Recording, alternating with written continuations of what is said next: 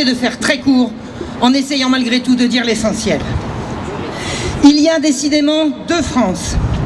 Celle qu'on dit périphérique et qui a gardé de ses aïeux des habitudes encore paysannes, et celle qui habite dans les villes et à qui on veut faire croire qu'on peut allumer du chêne avec un mégot, avec un court-circuit ou une étincelle, et qu'une fois enflammé, le chêne, en dégageant une épaisse fumée jaune, peut embraser une voûte pluricentenaire comme une torche quasi inextinguible. La France des terroirs et de la province, la France du pays réel, c'est encore ce qu'il faut de petits bois et d'efforts pour allumer une simple bûche. Et nous sommes quelques millions à avoir spontanément, immédiatement compris que la version de l'accident seriné dès le départ par les autorités ne tenait pas debout. Qui a pu mettre le feu à Notre-Dame? Chercher à qui le crime profite. Qui a sorti de sa manche un abominable projet tout près de site touristique qui transformerait l'île de la Cité en Luna Park et le toit de Notre-Dame en aire de promenade branchée?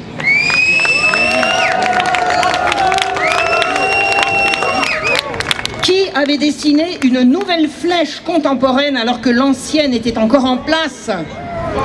Les projets les plus atroces fleurissent comme des pâquerettes alors que le président, remis de son fou rire au pied de la cathédrale encore brûlante, annonce qu'il la refera plus belle encore.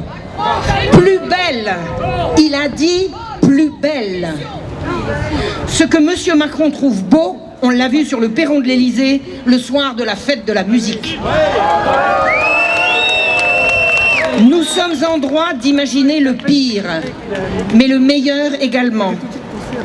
Tandis que les oligarques du monde entier rivalisent de prétendus dons en faveur de la cathédrale, dans le but de se l'approprier et de la profaner à coups de millions, la France du pays réel se mobilise. Des charpentiers sont prêts à venir refaire la voûte. Ils sont les héritiers du savoir-faire de ceux d'hier. Ils donneront leur temps et leur amour du travail bien fait pour la refaire à l'identique.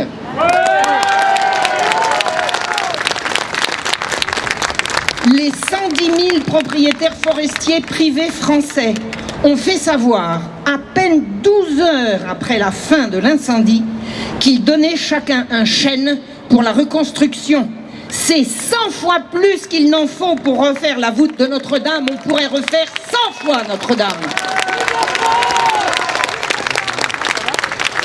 Gardez votre argent et ne touchez pas à Notre-Dame.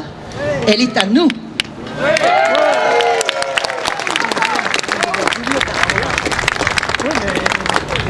Au royaume de France, les femmes ne pouvaient régner. D'aucuns diront que c'est regrettable. Pourtant, les circonstances ont fait que certaines femmes ont pu exercer le pouvoir et qu'elles l'ont fait bien. Citons notamment Blanche de Castille, qui, devenue veuve de Louis VIII, assura le pouvoir avec fermeté et courage jusqu'à la majorité de son fils, le futur Saint-Louis, qu'elle prépara à l'exercice du pouvoir de 1226 à 1235, 9 ans.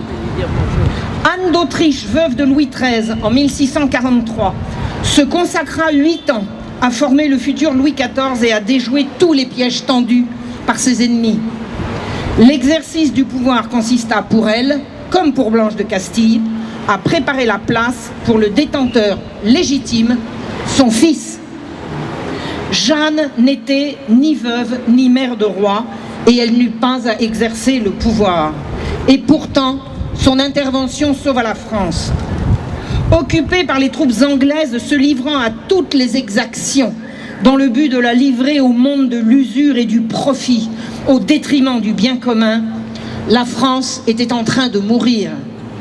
Pour la sauver, Jeanne ne prit pas le pouvoir et n'essaya pas de le prendre.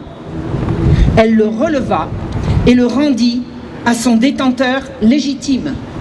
Le miracle de Jeanne, c'est ce qu'accomplit la femme d'influence.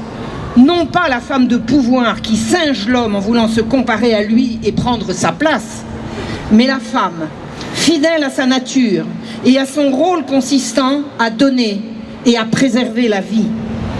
Jeanne ne prit pas les armes pour prendre le pouvoir, mais pour le rétablir. Femme, elle était et le resta jusqu'au martyre, poussant jusqu'au sublime ce que la nature a donné à cette moitié de l'humanité, la force d'influencer les hommes et de leur montrer le chemin quand ils l'ont perdu. Je vous remercie. Bravo.